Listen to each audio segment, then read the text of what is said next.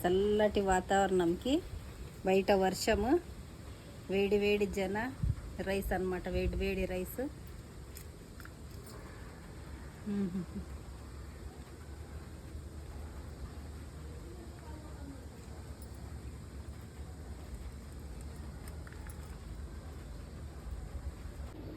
Hi అండి, అందరికీ నమస్కారం. రండి, ఈరోజు మా ఇంట్లో చేపల చేస్తుండా. నా స్టైల్లో నేను ఏ విధంగా చేస్తానో చూపిస్తా అండి. ఇదేంటి, ఉల్లిగడ్డ పచ్చిమిర్చి వేసుకుంటుండా. దీంట్లోనే కొంచెం కరివేపాకు వేసుకుంటాం.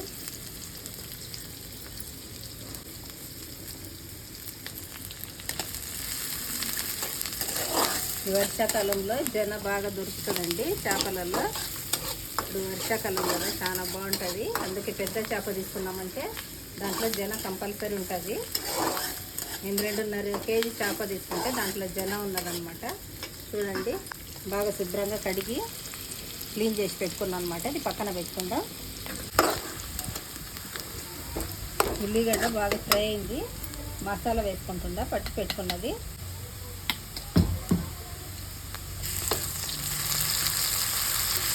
కొంచెం ఫ్రై చేసుకుందాం మసాలాని. మసాలా ఫ్రై అయింది. అల్లము, తెల్లబాయి, కొత్తిమీర వేసి మిక్సీ పట్టుకున్నాను అనమాట. అది వేసుకున్నా. ఇప్పుడు ఒక టమాటా సన్నని ముక్కలు కట్ చేసుకున్నా, అది కూడా వేసుకుంటుందా.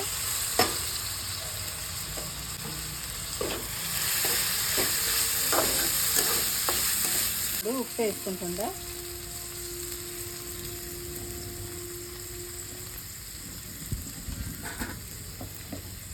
పసుపు, కారం,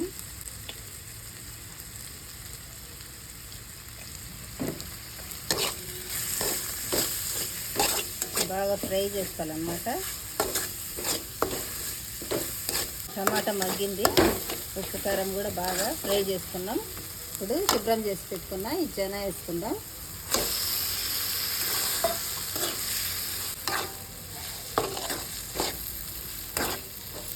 పెట్టి మగ్గించుకుందామండి. 2-3 నిమిషాలు. రెడీ అయిందండి. గుమ్మగుమ్మలాడుతుంది ఫ్రై. బాబా,